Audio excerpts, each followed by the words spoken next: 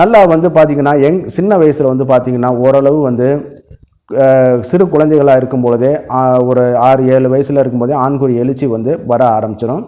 அதே நேரத்தில் வந்து அந்த ஹார்மோன் பேஸ் சொல்லும் பார்த்தீங்களா, அந்த ஹார்மோன் வளர்ச்சி அடையும் போது ஆண் பருவம் அடைகிற வயசு சொல்கிறோம் இல்லையா, 13லேருந்து 18 வயசுக்குள்ளே வந்து, நான் 18ங்கிறது ஜாஸ்தியாக சொல்கிறேன், 17 வயசு தான் கரெக்டாக இருக்கும். 13லேருந்து 17 வயசுக்குள்ளே ஆண் பருவம் அடையும் பொழுது என்னன்னு கேட்டிங்கன்னா, அவனுடைய மஸ்குலேச்சரும் எலும்புகளும் இந்த மாதிரியான சூழ்நிலைகள் எல்லாமே நல்லா வந்து வளர்ச்சி அடைய ஆரம்பிச்சிடும். சரிங்களா? இந்த இதில் தான் வந்து என்னென்னு கேட்டிங்கன்னா, இன்றைக்கி ஒரு பெண் பருவம் அடைஞ்சுன்னா என்னென்ன இதெல்லாம் பண்ணுறோம், என்னென்ன ஆர்ப்பாட்டம் பண்ணுறோம். சரிங்களா? சடங்கு செய்கிறோம், சீர் செய்கிறோம், இது பண்ணுறோம். யாராவது ஆணுக்கு ஒரு இது பண்ணுறாங்களா? அவன் வந்து அந்த பருவம் அடைஞ்சு விந்து வெளியேறுங்கிறத அவனுக்கே ரொம்ப நாள் சென்று தான் இது வந்து இந்த மாதிரி நடக்குதுங்கிறது தெரிய வருது. சரிங்களா? அவன் நண்பர்கள்ட்ட பேசும்பொழுது இந்த மாதிரி இது பண்ணும்பொழுது தெரிய வருது. இந்த கட்டங்களில் பார்க்கும்போது ஒரு ஆண் மகன் பருவம் அடையும் பொழுது என்னென்னு கேட்டிங்கன்னா, எலும்பு அபரிமிதமாக வளர்ச்சி அடையும், மஸ்குலேச்சர் தசை கட்டுமானம் கொஞ்சம் வந்து அந்த டெஸ்டோஸ்டெரானோட பவரில் வந்து இன்னும் கொஞ்சம் வலிமையாக வலுவு அடைஞ்சு என்னன்னு கேட்டிங்கன்னா இதாகும். அதே நேரத்தில் ஃபிசிக்கல் மூவ்மெண்ட்லாம் கொஞ்சம் வந்து ஆக்டிவிட்டிலாம் ரொம்ப இதாக இருக்கும். நல்லா வேலை செய்வாங்க, ஓடுவாங்க, நடப்பாங்க, எல்லாமே செய்வாங்க, இது பண்ணுவாங்க. சண்டை சச்சரவுகளுக்கு வந்து ரொம்ப இதாகிட்டே இருக்கும். ஏன்னு கேட்டிங்கன்னா, நம்ம வந்து பருவ பையன் சொல்கிறோம் பார்த்தீங்களா, வெடலை பயில்கள் சொல்கிறோம் பார்த்தீங்களா, இளந்தாரி பயில்கள்னு சொல்கிறோம் பார்த்தீங்களா, நல்லா வந்து ஒரு போர்ட்ஸாக இருப்பாங்க. ஆனால் அந்த நேரத்தில் ஒரு ட்ராபேக் வந்து நடைபெறும். நம்ம வந்து 13-17 வயசில் வந்து நம்மளுக்கு யாரும் இருக்காதனால, நம்ம கண்டுபிடிக்க முடியாதனால, சொல்ல முடியாதனால என்னன்னு கேட்டிங்கன்னா, நம்ம வந்து அதை பற்றி கண்டுக்கிறாமே விட்டுருவோம். இந்த எலும்புகள்லாம் வளர்ச்சி போகிறதுனால, தசைகள்லாம் வளர்ச்சி போகிறதுனால என்னன்னு கேட்டிங்கன்னா, எலும்புகள் மூட்டுகளில் வலி ஏற்படும். சரிங்களா? வலி ஏற்படும், தசைகளில் வந்து கொஞ்சம் வலி ஏற்படும். நம்ம வந்து விளையாண்டு வந்து அந்த மாதிரியான ஒரு இதில் வந்து இது பண்ணதுனால என்னன்னு கேட்டிங்கன்னா, அதை வந்து நம்ம கண்டுக்கிறது கிடையாது. வலியை வந்து கண்டுக்கிறதுல, தூங்கி எழுந்திரிச்சா சரியாயிடும் அப்படின்னு. இந்த நேரத்தில் தான் நம்ம அந்த தவறை பண்ணிடுறோம். சரிங்களா? இது அடிப்படை மிஸ்டேக் இருக்கிறனால தான் பின்னாடி வந்து பாதிக்கப்படுது. இதை வந்து வெள்ளைக்காரன்லாம் என்ன பண்ணுறான்னு கேட்டிங்கன்னா, அந்த நேரத்தில் வந்து நல்லா சாப்பிட்டுட்டு நல்லா வந்து புரோட்டீன் இந்த மாதிரிலாம் இருக்கிறனால தான் அவன் குறிப்பிட்ட வயசு வரைக்கும் தாம்பத்தியத்தில் ஈடுபாடாகவே இருக்கான். நம்ம என்ன பண்ணுறோம், மறைச்சு இருக்கிறனால எல்லாமே போக ஆரம்பிச்சிருது. அப்போ இந்த 17 வயசுக்குள்ளே வந்து இந்த மாதிரியான இதுகளில் அதிகப்படியான புரோட்டீனும் ஃபேட்டு அந்த தசைகளுடைய கட்டுமானத்திற்கு தேவைப்படுகிறது. இந்த கட்டுமானத்திற்காக தேவைப்படக்கூடிய தசைகள் எல்லாமே சில நேரத்தில் வந்து ஹார்மோன்ஸ்லாம் குறையும் பொழுது, அந்த மாதிரியான இந்த ஃபேட்டு இதெல்லாம் குறையும் பொழுது என்னன்னு கேட்டிங்கன்னா, மஸ்குலேச்சர் வந்து சரியான முறையில் திட்டமிடப்படி வளராது. இந்த நேரத்தில் தான் தனது ஆண்குறி வந்து வளர்ச்சி அடைய ஆரம்பிக்கும். தடிமனாகவும் நீளமாகவும் மேல் நோக்கி எழுச்சி உள்ள இதில் வந்து சஸ்பென்சரி லிகமெண்ட்னு சொல்லுவாங்க, அதனுடைய அட்டாக்ஸ் பிடிச்சது தான் அது வந்து வளர ஆரம்பிக்கும். அந்த நேரத்தில் வந்து ஒரு ஆண்மகனை வந்து நீங்கள் சரியான முறையில் இளம் வயலுக்கு அவனுக்கு வந்து நல்லா வந்து புரோட்டீனு ஃபேட்டுக்காக சப்ளிமெண்ட் கொடுக்காதனாலையோ என்னன்னு கேட்டிங்கன்னா, இந்த தசைகளுடைய வளர்ச்சிதை வந்து அந்த ஆண்குறியிலையும் பாதிக்கப்பட ஆரம்பிக்கும். இது இளம் வயசில் இருக்கிறனால, அந்த ஹார்மோனுடைய இதில் இருக்கிறனால தெரியாது. சில பசங்க என்ன பண்ணுவாங்கன்னு கேட்டிங்கன்னா, நல்லா வந்து போய் நல்லா சாப்பிட ஆரம்பிச்சிருவாங்க. அது வலியது தான் உயிர் பிழைக்கும்னு ஒரு கான்செப்ட் சொல்லுவோம் பார்த்தீங்களா, அந்த மாதிரி நல்லா வந்து சாப்பிட ஆரம்பிச்சிடுவாங்க. வெளியில் போகிறதுக்கு நல்லா ஃபுல் கட்டிட்டு வருவான், வீட்டுக்கு தெரியாமலே போய் ஹோட்டலில் போய் நல்லா வந்து சாப்பிட்டு வருவான், ஃப்ரெண்ட்ஸ் வீட்டுக்கு போய் சாப்பிட்டு வருவான், கூட்டாஞ்சோறு ஆக்கி அதை இதை சாப்பிட்டுட்டு வருவான். சரிங்களா? அந்த மாதிரியான இதில் வந்து சப்ளிமெண்ட் எடுத்துக்கிறோம். ஆனால் சில இது எல்லாருக்கும் அப்படிங்கிற மாதிரி சொல்ல முடியாது. சில பசங்க ஸ்கூலு புக்கு இதே கதையாகவே கிடப்பான். படிக்கணும், வேலைக்கு போகணும், காலேஜுக்கு போகணும், இது பண்ணணும், சம்பாதிக்கணும், கல்யாணம் பண்ணணுங்கிறதுனால இந்த கான்செப்டை வந்து மறந்துடுவாங்க. சரிங்களா? அதனால் என்னன்னு கேட்டிங்கன்னா, ஒரு குறிப்பிட்ட வயசுக்கு மேலே போகும்பொழுது ஆண்குறி வந்து தனது கர்ச்சர் சொல்லக்கூடிய பருமனை வந்து நாளாக லூஸ் பண்ண ஆரம்பிக்கும். இதில் வந்து திருமணமாகி உடலுறவு ரெகுலராக பண்ணும்பொழுது கூட இந்த டிஸார்டர் வந்து நடக்க ஆரம்பிக்கும். இதில் பார்த்தீங்கன்னு கேட்டிங்கன்னா, அந்த லென்த்தில் மாற்றம் இருக்குமான்னு கேட்டிங்கன்னா, அதாவது எரெக்ஷனாக நார்மலாக தான் இருக்கும், லென்த்தில் வந்து கொஞ்சம் கம்மியாக காணப்படும். சரிங்களா? அப்படி கம்மியாக காணப்படும் பொழுது என்னன்னு கேட்டிங்கன்னா, இந்த பருமனும் வந்து குறைய ஆரம்பிச்சிடும். சரிங்களா? அப்போ வந்து பிளட் சர்க்குலேஷன் நார்மலாக இருக்குது, ஹார்மோன்ஸ் நார்மலாக இருக்குது, நல்லா இள வயசுகள் நார்மலாக இருக்குது. ஆனால் போக தடிமன் வந்து குறைய ஆரம்பிச்சிடும். இதற்கு வந்து காரணம் என்னன்னு கேட்டிங்கன்னா, மனிதனுக்கு வந்து பரிணாம அடிப்படையில் ஆண்குறி, அதாவது அவனோட உடல் அமைப்பு இதோட ஒப்பிடும் பொழுது அதிகப்படியான ஆண்குறி வளர்ச்சி அடைந்தவனில் மனிதனும் ஒரு விலங்கு. சரிங்களா?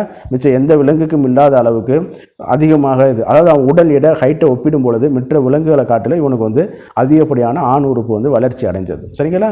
அப்போ இந்த மாதிரியான ஒரு இதில் வந்து என்னன்னா, வளர்ச்சியை தக்க வச்சுக்கிறதுக்காக என்ன பண்ணுறதுன்னு கேட்டிங்கன்னா, நல்ல புரோட்டீன் சப்ளிமெண்ட் வந்து சாப்பிடணும்.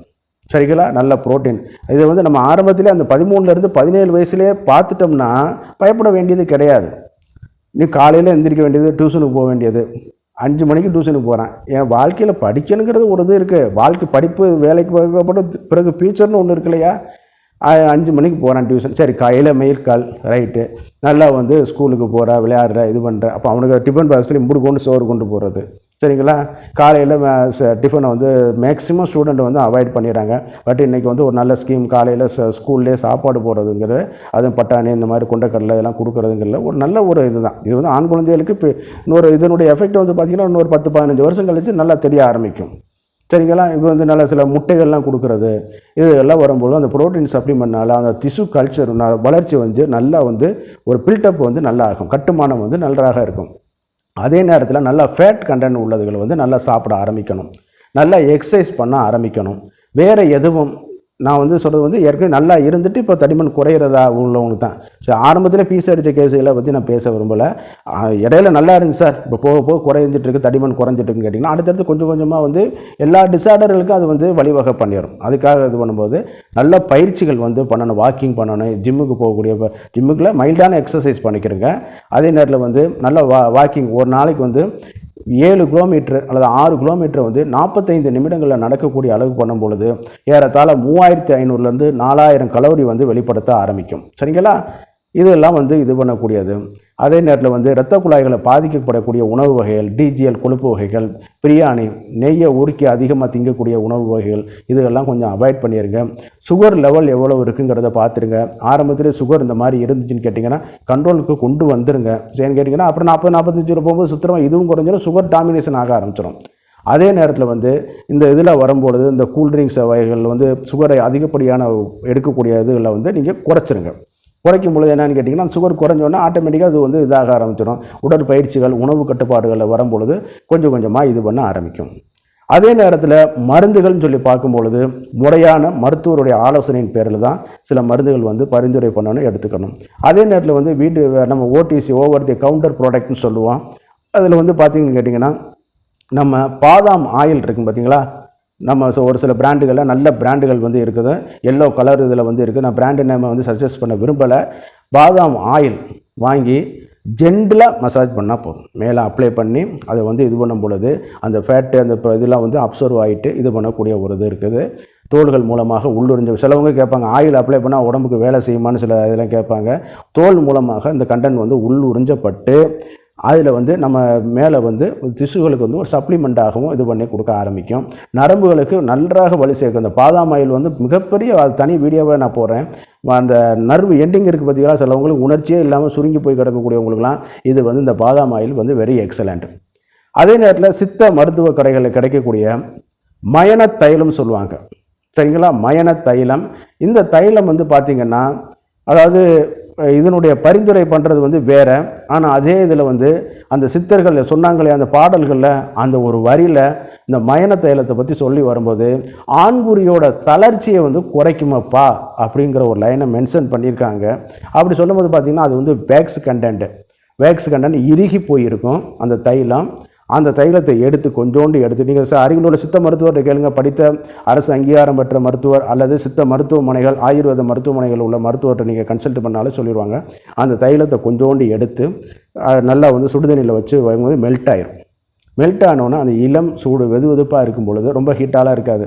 இதில் வந்து அந்த தைலத்தை எடுத்து மேலாப்பில் அப்ளை பண்ணும்போது அப்போயே சொல்லியிருக்காங்க, நம்ம சித்தர்களும் சொல்லியிருக்காங்க எப்படி மசாஜ் பண்ணணுங்கிறத. இவன் போட்டு பசுமாடு காப்பை பிடிக்கிற மாதிரி உருவி போட்டு உள்ளதையும் பீஸ் அடிச்சு போகிறான். அது மாதிரி மெல்ல செண்டில் அப்ளை பண்ணிவிட்டு அந்த தைலத்தை விட்டுட்டோம்னா அது வந்து என்னென்னு கேட்டிங்கன்னா இந்த ஆண்குறி தளர்ச்சி, பருமன் குறையிறது, இது எல்லாமே குறைய நிவர்த்தி பண்ண ஆரம்பிச்சுக்கணும்.